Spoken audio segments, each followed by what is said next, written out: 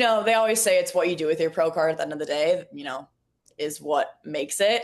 And for me, like, I wanted to give back to this community that has given me so much already. So this was kind of my first step in that direction. And it's the community just from the first time around was awesome. Welcome to the only place where real, raw, and vulnerable conversations happen with IFBB Bikini Pros to give you an inside look at their struggles, strategies, mindset, passions, and all of life beyond the stage. This podcast is made to inspire, motivate, and remind competitors and the average gym goer that even the most extreme lifestyles and elite athletes have their ups and downs. Thank you so much for tuning in today. I'm your host, Celeste Rains-Turk, and now it's time for the Confessions of a Bikini Pro podcast.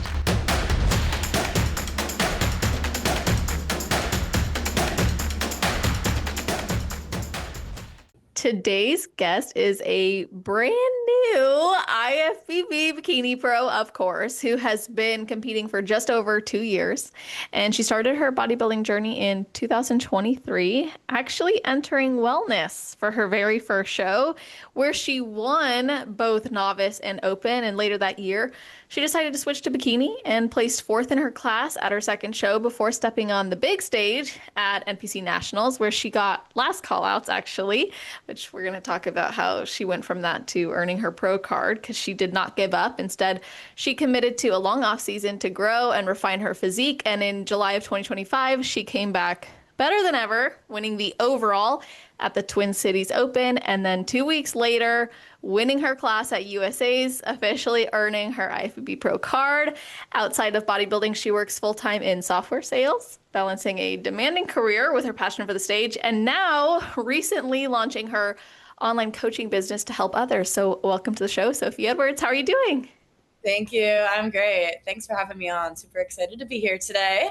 You are so welcome. I am so happy to have you. And before we get into everything, I'd like to ask if there is anything you do or think about right before your heel hits the stage. Honestly, I just don't really think. I just do. So that's what I do before I step on stage. That's awesome. I actually had a mentor who turned into a great friend of mine, and he used to say, "Don't think, just do." Yep. Because the more I think about it, the more I get in my head. So yes. Yeah. Like the whole if you think you stink mentality, like if you get too far into it, you're just going to overthink it. I actually find that then you maybe over practice and then you get too in your head about every little step instead of going, trust all the work I've put into this prep, everything I've done, I got this. Exactly. So you've only been competing for just over 2 years, yes, but you've already earned your pro card. And I'm curious if you imagined that things would move that quickly for you. No, not at all. So yeah, I didn't even think I was going to be close this year, to be quite honest. And here we are. I'm my biggest doubter. So yes, did not even think it would happen this year. And here we are. So. Oh my goodness. So that's interesting. What was it that you had your first nationals experience and it didn't go how you planned, and that's what encouraged the doubt? Or was it like just seeing other people? What was kind of fueling some of that? I would say, honestly, just seeing other people and like on the national stage, these girls are big, like especially in bikini. And I just didn't think I'd have the muscle structure, the definition for it. And here we are. So. Yeah. So when you won, what was that? Said you're your own worst critic. So. Oh yeah. Well, what did the judges say to you after that? After this year? After USA's. After USA's, they said, honestly, like not a whole lot of work to do to step on a pro stage. So that was definitely validating for me that I'm in the right spot and continue to refine this physique, but got a shot at the pro league. So I'm excited for that. Oh yeah, that's so awesome. And I mean, it's kind of interesting. You went from like, these girls are so big, I may not place or do well, to I literally could step on the pro stage and be fine, they said. Right, exactly. Very cool. Yeah, that's a rewarding thing. And I mean, sometimes I think it's easy to discredit those who get their pro card quickly because because they got it quickly. That's all it is. But you worked very hard and you earned it and you deserved it. What was life like before competing? Like, what were you interested in and what inspired you to actually start? Yeah, so in high school, actually, I played soccer, so I was very competitive, had that Okay. athletic background. Played that up until senior year of high school, and then I started college freshman year, and I was kind of like, what do I do with myself? How do I stay in shape? And I found my love for the gym, and it kind of just spiraled from there. So I started my first prep actually, I want to say junior year of college. So it was in a met, yeah. So I started lifting in college and just spiraled from there. Were you living at home or in dorms at that time? I was living in dorms my freshman year, so I was living in apartments when I had started my prep. Okay. Did you have access to a gym? Yes, I did. Okay, that's awesome. Luckily, our Yeah, gyms were pretty nice there, so it was easy. But good. Where did you go to school? I went to Madison, Wisconsin. Okay. So when I was playing volleyball, I had actually committed to play at Stevens Point, Okay, Wisconsin. And cool. then I decided not to and chose fitness and bodybuilding, and here we are with the podcast. Yep. Yes. But let me ask you this. You studied software. What did you study to get into software? Very niche and random. Everyone likes to make fun of me for it, but I studied animal science. So I was Wait, originally like what? a, yeah, I know. It'll all make sense in a minute, I promise. Okay. So I was originally like pre-vet, wanted to go to vet school, that whole thing. So I worked at like a vet hospital on campus, did that whole route. And then I think it was like senior year. I was like, I don't want to go to school for 4 more years. I want to work right out of school. Um, Long story short, I sell software that manages pig farms. Oh, So that's wow. how it all connects together. So if you think of like the software that when you go in the doctor's office, they're able to pull up all your information. It's like that, but for pigs. Oh my goodness. This Not is not like, yeah, it's kind of reminds me of like when you're in high school and they're like, so if you go into this degree, these are some examples of the jobs you could have, like, but yours would be so unexpected and right. Like I didn't even know this job existed until I applied for it, and here we are a year and a half later. So yeah. How'd you find that job? Like LinkedIn or searching or yeah. LinkedIn. Yep. That is so awesome. Yeah, I would have never expected that. And obviously, you've been very successful at a young age. I mean, to become a pro athlete as well as earn a degree and have a full-time job and now launching a coaching business. You must have some, like you said, you have a very competitive background, but you must have some sort of ambitious drive. Like, has that always been there for you? Yeah, it's definitely always been there for me. I mean, even from I'm an only child, so definitely my parents always pushed me when I was younger to be the best at soccer, be the best at this, be the best in school. So I think I've just translated that into my adult life, and clearly it's paid off. So and Wow. keep yeah, and when I keep seeing it like pay off, then it makes me want to be more ambitious. So It's a cycle.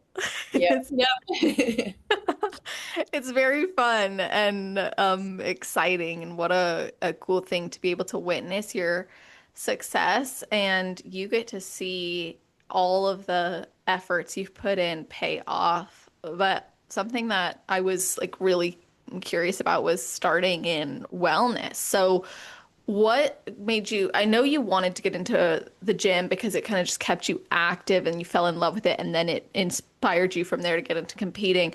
But why the wellness division? And then, yeah, we'll start there. Why the wellness yeah. division? To be quite honest, I thought I had big quads, and then I actually coached myself for my very first show. Wow. Other thing. So, I mean, I didn't have a trained eye looking at me. And then as you cut down, that was my first ever prep. You lose a lot of that. What you thought was tissue, it's really just fat. So, to be honest, I just didn't have the muscularity for it. And at the beginning, I thought I did. So that's why I gave wellness a shot. And then got a coach, and they're like, "Ah, yeah, let's do bikini." And I'm like, "Yep, I agree." So here we are. Wow. Well, it was a rewarding season anyways. I mean, you did well in both Yeah. wellness and bikini, and you could argue that it would be difficult to make a transition to bikini after literally winning novice and open. Like it's almost, if someone saw that from the outside looking in, they might go, why? Even though they know maybe she needs more muscle mass, but you saw your potential and your structure being more suited for bikini. Yeah. Yeah. I mean, they definitely said I had the potential for wellness, but I took a step back and I was like, I don't want to take a 5 year off season to put on the tissue I need. My structure is more suited for bikini. I personally like the bikini look better. So that's kind of was my decision at the end of the day. How quickly did you have to learn posing between those shows? It was about 6 months in between the shows. So I had a good amount of time. Okay, yeah. Do you prefer the posing for bikini? I do. Yeah. Yeah, I it is definitely like fun. my one side better. So I like not having to do like the front pose both sides in bikini. So Right. Oh, that's right. Yeah, I forgot about that because in wellness you've got to do the quarter turns. So yeah. yeah, that would be so strange if bikini had to. Right. Sometimes I do posing too, teach some posing, and sometimes I try to do like the other side, and I'm like, oh, this feels completely wrong. Yeah, yeah, I know they say to like practice on both sides for imbalances, but I never did that. I just No, either now. I asked my posing coach, she's like, you, as long as you're stretching and going through your stretching routine, she's like, I encourage you to practice your posing as you're gonna do it on stage. Yeah, exactly. You're doing a workshop soon too, aren't you? I am, yes. When is that? Next couple weeks, October 19th. So actually doing it monthly now, so that's kind of fun. Oh, Yes. that's so awesome. So, yeah, where is that? I'm just bringing it up because your episode's actually going to come out like tomorrow. So, I wanted you to be able to promote that. Yes, yeah. So I'm from Minnesota, so it's at the Los Campeones, which there's a handful of locations throughout the Twin Cities. The next one is going to be at Brooklyn Center. Last month we did one at Northeast Minneapolis, and then in November we're doing one in Burnsville. So it's me and then about 5 other local IFBB pros, all from bikini, figure, and wellness. So good representation there, and just inviting seasoned competitors or girls who just want to try it out to come. So it's been fun. Has it given you like more connection to the community?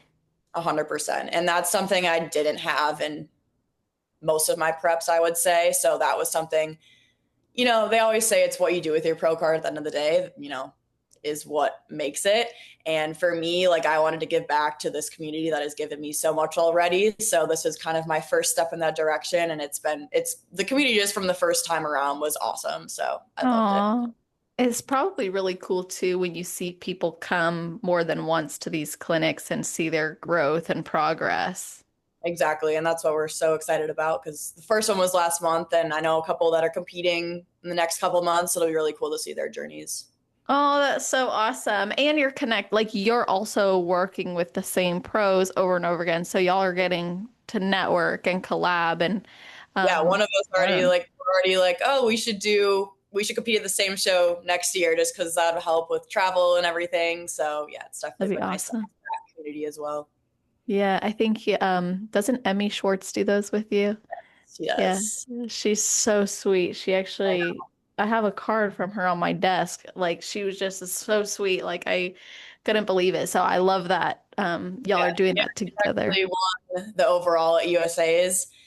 And I like recognized her and I was like, oh my gosh, you go to Los Campeones? And she's like, yes. And so from since then, we're like, bonded. It's cute. Aw, that's so cool. I kind of miss having a gym where I like recognize and I'm working out next to other competitors. Yeah. It wasn't something I had all the time, but when I did have it, I remember like, oh, it's kind of nice, like to have that community, even if they're not competitors, just Right. having a gym community is great.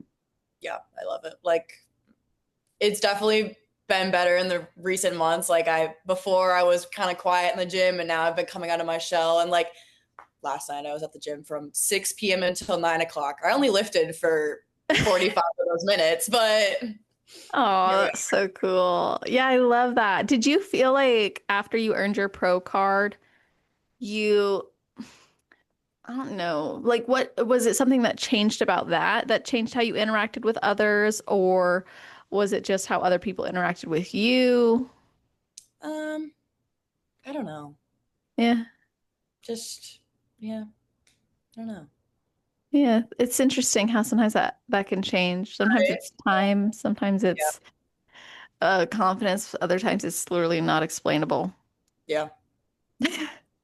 I Right. felt like more people talked to me when I wasn't stage lane, to be honest. It's like, Yeah. Are you okay? Are you healthy? Right. Anyway, so yeah, let's talk a little bit about that transition. What was the difference between like your first prepping and coaching yourself to your first bikini prep and your first prep with the guidance of a coach? Yeah. So I mean, I'd say I always tell people this: get a coach. Like Yeah. the first prep, to be fair, I was in college, didn't have the money, and I just wanted to try it out, see if I even liked it. So I'm not going to say don't coach yourself at the end of the day. Like if that's something you want to do. I mean, clearly it led me to where I am today, so it paid off. But having a coach is 10 times better, and because when you're coaching yourself, like I said, you're your own worst critic, and you overlook everything, and then you just get so in your head, and it's hard to have like that line between your personal and being a coach for yourself. So I just like having a coach and like just having to do and not having to think about the protocols. Yeah. Oh, That was the biggest absolutely. thing. Yep. Well, and like you said, the objective eye, because I can imagine, especially as you get further into the sport, you know more, you see more. So you're like zoomed in on your physique, looking at your check-in photos, like you do kind of get prep goggles. Yep, definitely. I mean, even this prep, like there was multiple days where I was like, oh, I'm not lean enough. And you are. Like, it's just things like that, yeah. It's nice to have a coach and they're like, yeah, you're fine. Calm down. You're fine. Yeah, like please do not go do extra cardio. Exactly. So, yeah, after that fourth place in bikini, you Yep. went straight to NPC Nationals. What was the goal with that? I mean, everyone says the goal is a pro card, but at the end of the Uh-huh. day, I placed fourth in my open class. And the only reason we were able to go to nationals at the end of the day was because I did place first in that open class in wellness. Hmm. Different division though. So was I really ready? That's the thing about this sport is like people get a qualification. They're like, soon enough, they're like, oh, we're ready to go to nationals right now. And my coach was telling me, oh, you're ready. Let's do it. I don't regret doing it at all because a learning opportunity. It was nice to get on national stage for sure. But was I ready? No. Um, but also I wouldn't have known that I wasn't ready if I didn't step on stage. So there's also Right. that. So great learning opportunity, great to be next to girls who did win their pro cards and whatnot, and it also just lit that fire in me even more. Yeah, I'm pro get on the national stage, even if Yeah. if you want to one day earn your pro card or compete for your pro card, I think like you said, it's a benefit to just see where you stand and it's kind of humbling, like it gives Exactly. you a path Exactly. for Very humbling. Because yeah. yeah, one person in my class, I'm like, what could go wrong? A lot could go wrong. Oh yeah. Right. And like you said, it like lit this fire in you. You were excited. So what did you do to come back better? What was your improvement season like? Yeah, so nationals and was December of 2023 around that. From there, we did a reverse and then just did a building season from pretty much, I don't know, February when my reverse was over to January of this year. So consistently, I would say pretty much in a surplus that entire time, lifting really hard, eating a lot. And then we started prep in mid January of this year. So a lot of time spent building quality tissue, and clearly that paid off. So Yeah, I bet when you won that overall, you were like, oh, that was worth it. yes, definitely. Did you ever get uncomfortable in your improvement season? For sure. And honestly, like thinking about it during it, I wasn't super uncomfortable, but like now looking back at pictures, I'm like, oh wow, like so It must have been a definitely natural progression then for you. it Like you was, yeah, wasn't like all at once you gained. right. Yeah. Exactly. Yeah. Makes a difference. I was actually looking at my improvement season photos from before this season. I was like, oh, like I did not feel um out of condition. I actually felt Right. it was my best improvement season yet. I was like, I'm muscular. I'm like, I look good, which I did. But Yeah. it's funny how much your mind gets affected once you go into stage lean mode and then you're like looking back. It's like it's not even a fair comparison, really. No, because like during it, like you said, I felt completely fine. Like was loving my physique, whatever. And then you get like I was the leanest I've ever been this season, and now looking back at that improvement season, I'm like, oh wow, like you felt comfortable like that. But I mean, that's what you got to do in this sport. So Yes. Yeah, if yeah, anything, it like helps us too to know our body has to keep evolving to be successful in this sport. And it shouldn't feel like these extreme swings. So the fact that it might look a particular way, but it didn't feel that way for you is like it's yeah, amazing. That's a very exactly. successful off season. Yep, for sure. So how did you train? Like what do you think helped you to put on the tissue you needed? I just train hard. That's then to like lift heavy weight, train hard, go into every session like 110%. And yes, So you went from a tough placing to, okay, I'm gonna just keep going and push myself. What would you tell someone who's questioning, like, should I even keep going after not even coming close to what I was hoping for?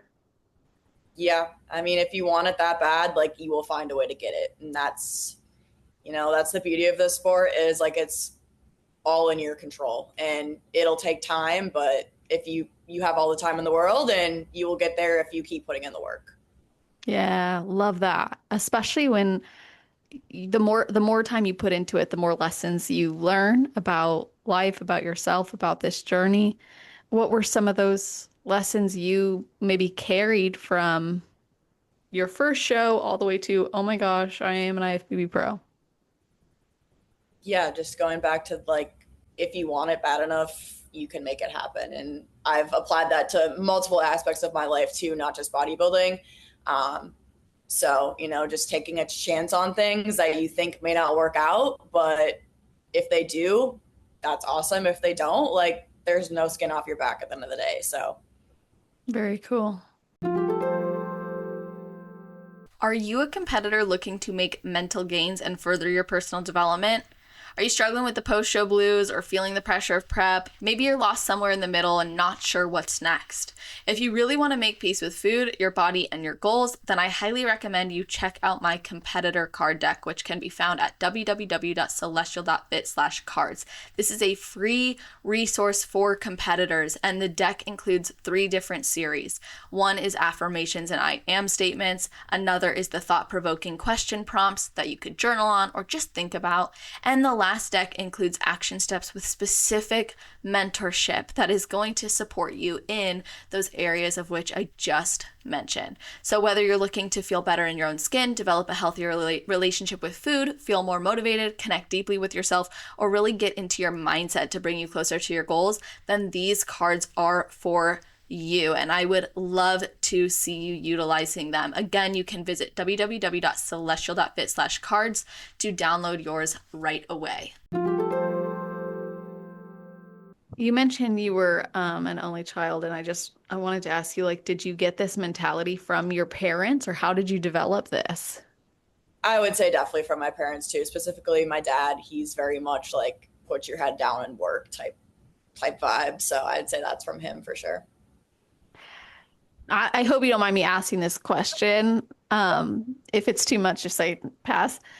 But like you're very mature and um, you have a lot of accomplishments.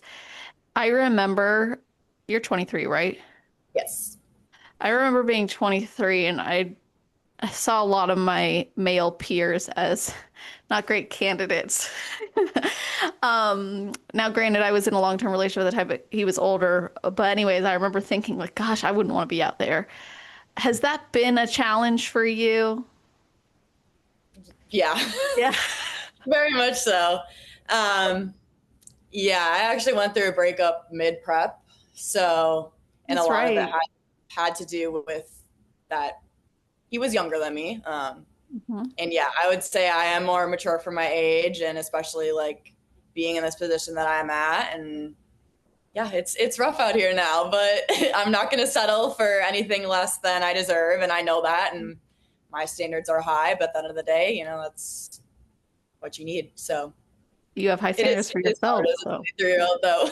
yeah, I know it.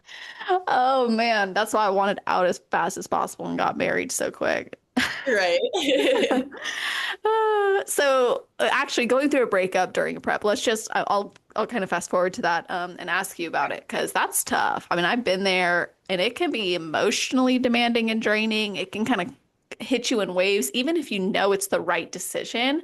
It doesn't always take away from the pain of that. So, how did you navigate your emotional health at that time while also being locked into your road to pro? Yeah. Honestly, I think prep saved me a lot. Hmm. Because, having to be so locked in, I wasn't able to sit around and be sad or like be depressed. Like I had to get up every morning and do my fasted cardio. I had to hit my meals. I still had to go to the office every day. Like I had to go to the gym after work. So it was just like still being in that routine, and prep is such a structured routine that really helped. I also think I kind of processed it before it happened, which also helped in a way. And then, to be quite honest, too, my coach, she had just gone through a breakup as well. And seeing her and how she came out of it was just like genuinely so inspiring to me. And like I talked to her about that, and she's like, you can either choose for this to break you or to make you better. And I chose the latter, for it to make me better. And clearly it made me into the athlete I am today and the person I am today, and it was all worth it. Wow.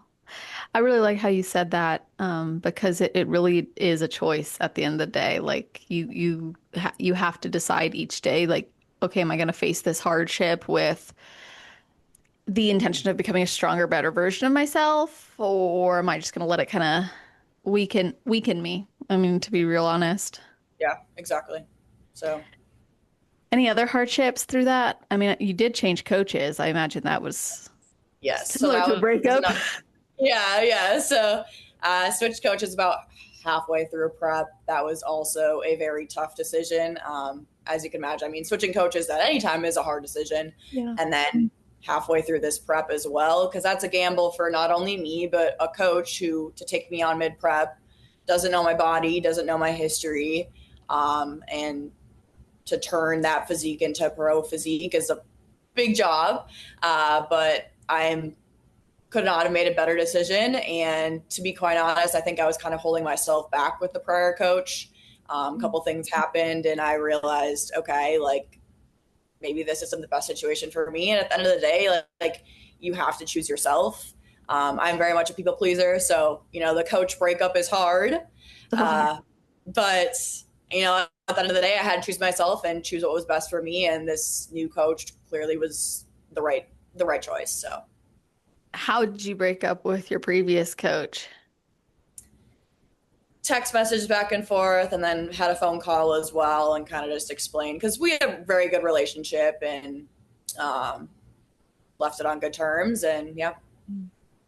That's good. I get questions a lot from listeners and clients, like, how do you go about that? Because it is very challenging, especially when you have seen it as like a joint journey. Yeah, definitely. Now, you had gone to your coach now with, of course, the goal of going pro, but also you had gone in a position of not being conditioned enough, if I remember correctly from some of your posts. So what changed? Like what did y'all do to get you to that place that you needed to be? Yeah, so right off the bat, she adjusted my macros, honestly, upped my protein from what I was at earlier, and then decreased carbs and fat. And even within like a couple, like honestly, within like the first week or two, like my body recomped, which I was like, whoa, this is crazy. Nice. And then from there, I mean, we got me on new training. So I was working with a separate trainer as well. And his attention to detail was just outstanding. Still work with him to this day. So just having that, refinement to my training, I think helped a lot. and then just my coach's knowledge. And we really had to dig deep. And I don't think my other coach probably would have pushed that hard, but we got to very high levels of cardio, very low food, just because that's what my body needed at the time. Not everyone is going to have to go to those depths, but some people will to get that level of conditioning. And we needed to take some. Yeah. Yeah, hey, I get it. I switched coaches halfway through my 2022 season, and that resulted in I was not conditioned enough, and we needed to get conditioned, and we were not in any position to do anything but dig deep. And Yep. my coach was like, "I don't prefer this, but I'm willing to." Yeah, And we exactly. did. And this past season, we didn't have to do that because Yeah, right, we right. weren't we were And there starting. was there was a couple times too where she was like, "Here's your protocol. If it's not worth it, let me know." And I'm like, at this point, I'm 110% in, so I will do whatever you tell me. And it paid off. So, yeah. Did you feel like it actually was like gratifying too to know you were doing something that was very demanding? I mean, I don't know what your cardio was at, but if you look at like a 2.5 hour cardio session on your plan, and Yeah. you're like, how? But then you accomplish it and you're like, Yeah, right? Oh, yeah, for sure. And I was like never a fasted cardio girly before, and now it's become like I ended up loving it. Like my 90-minute fasted sessions in the morning, I was like, oh, this is so fun. Like not fun, but like yeah, a year ago I would have looked at that and been like, you're crazy. yeah, it's more fun than doing 90 minutes of cardio later in the day after. Yep. Yeah, I get that completely.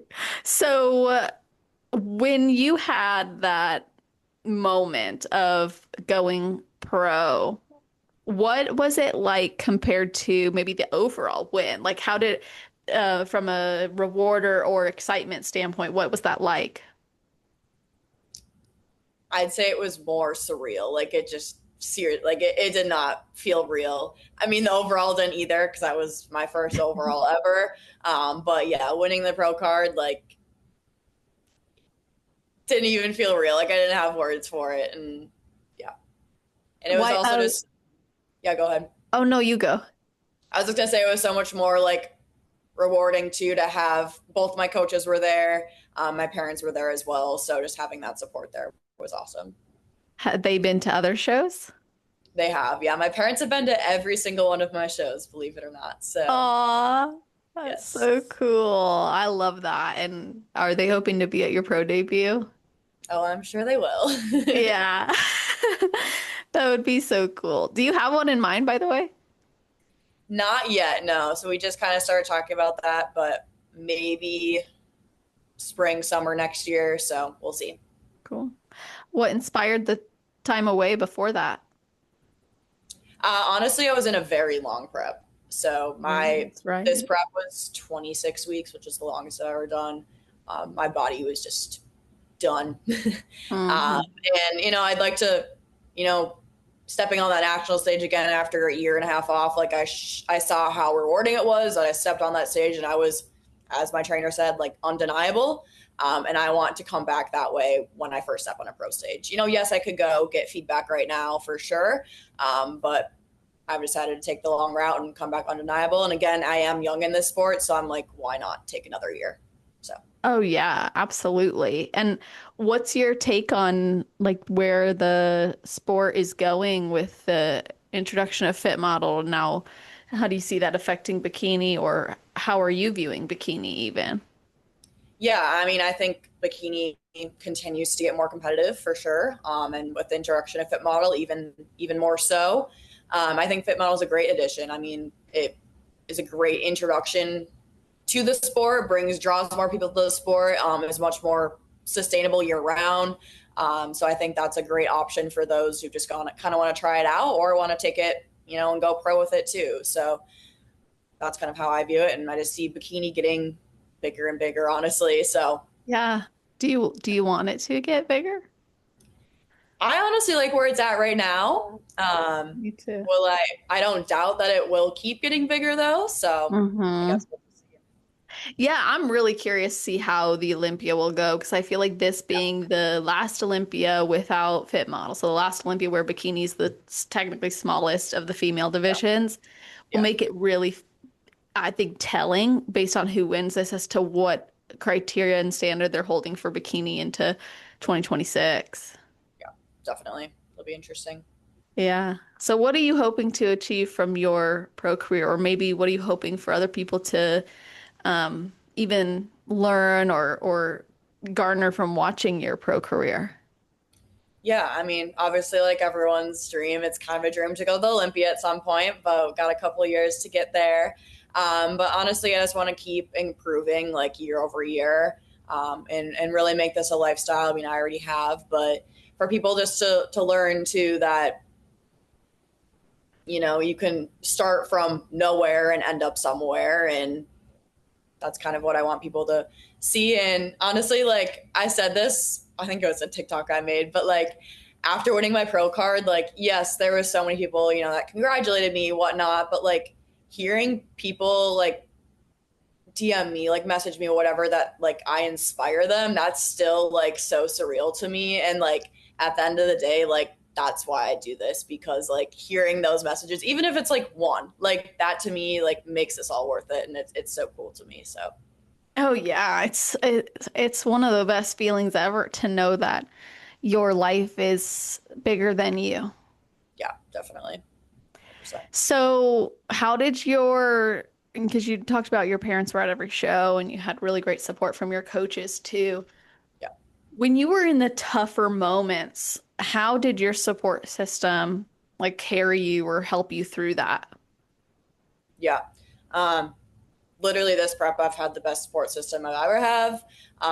Kind of go back to when I prepped in college, it was very different because there you're surrounded by people who just want to go out and drink and party, and like it was very isolating. Like I will say that. Like my first prep was extremely isolating.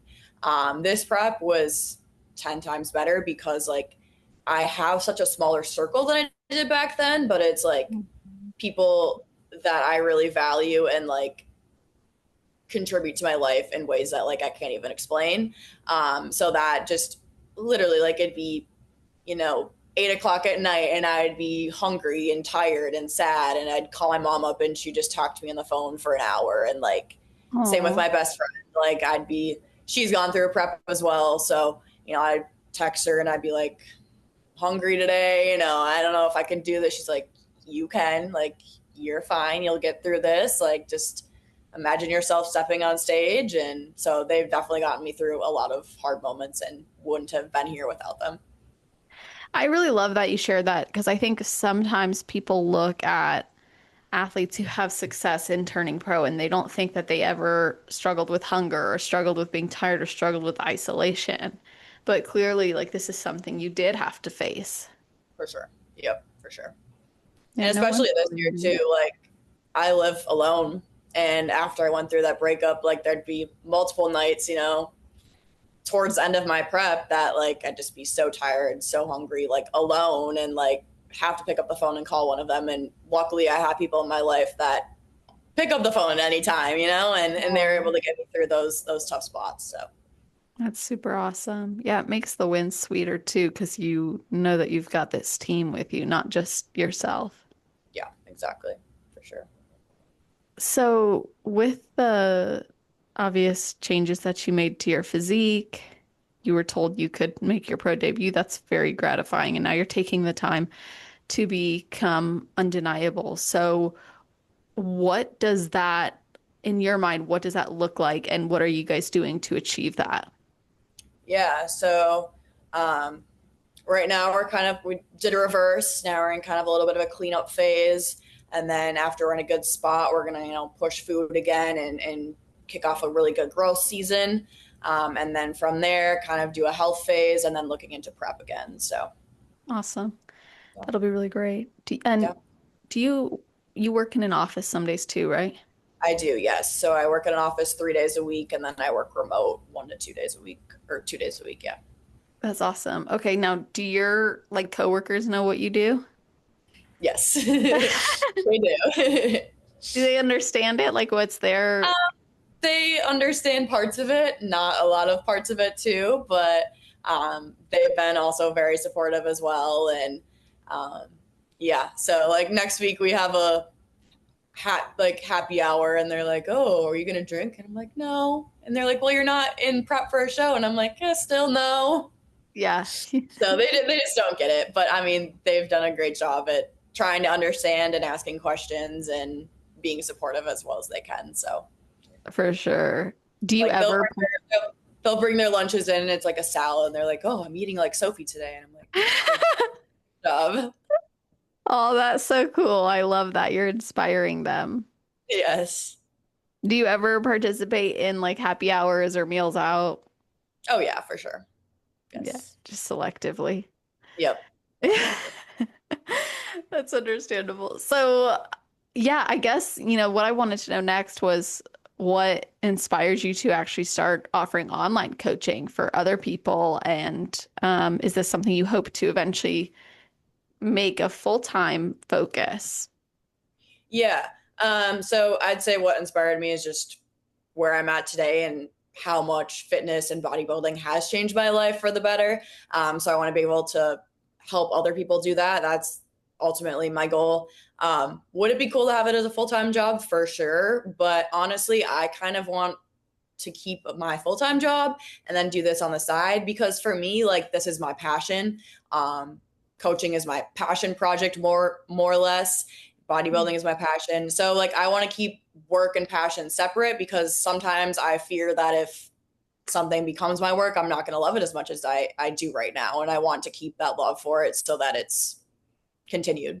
So, That's fair. Yeah, I could yep. totally see that. And I think Yep. it's awesome that you're able to make that impact too and still maintain other focuses in your life and grow in multiple ways. Although I do wonder how you manage your schedule. Like, how do you do it? I mean, working like, because what's your day look like normally?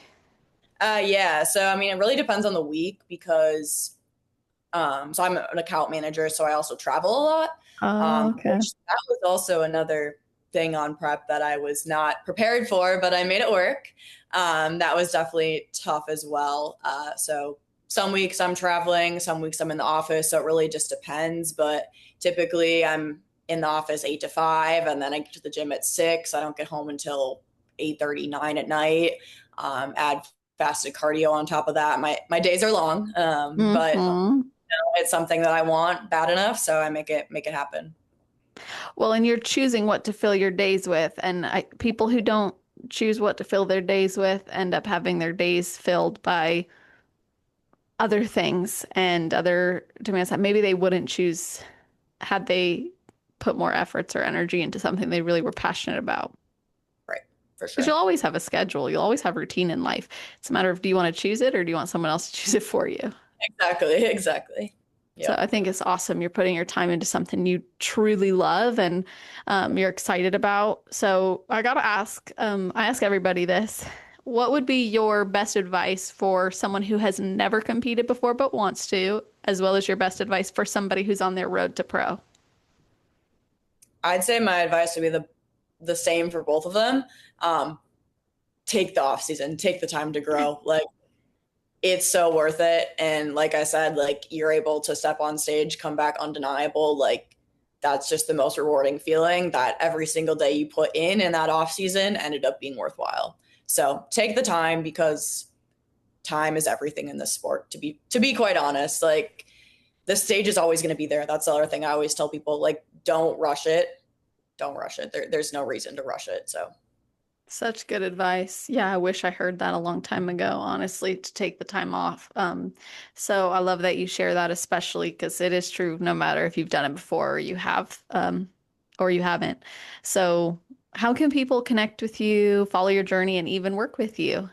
yeah, so my Instagram and TikTok both can be the same, but they're SME, my initials, underscore fit underscore. And then my coaching link is in there as well. It's just Sophie Edwards Coaching. Awesome. Well, we'll put that in the show notes page. So you guys, that's always on celestial.fit/podcast. If you're listening right away, it'll be at the top of the page. If you're listening in the future, just scroll down to the category section, which is alphabetized. Not only will you find how you can connect with us, but you're also going to see a full breakdown summary of the podcast. You're going to see a bulleted list of the topics we covered and episode timestamps. So you can go back, listen to your favorite parts, share it with your friends, your family, your teammates, let them know what resonated with you. And of course, it means so much to both myself, but more so to the athletes when you reach out and connect with them, follow them, and of course, let them know what resonated with you. So feel free to tag us when you listen and let us know your thoughts. And if you have any athletes you'd like to hear on the podcast, you guys know you can always DM me with your suggestions, and I'd love to have them on. So with all of that being said, Sophie, thank you for joining me. Yes, thanks so much for having me. You are so welcome. And to everybody listening, I hope y'all have an amazing rest of your day, night, or morning, wherever you are in the world while you're listening to this episode. Just make it awesome.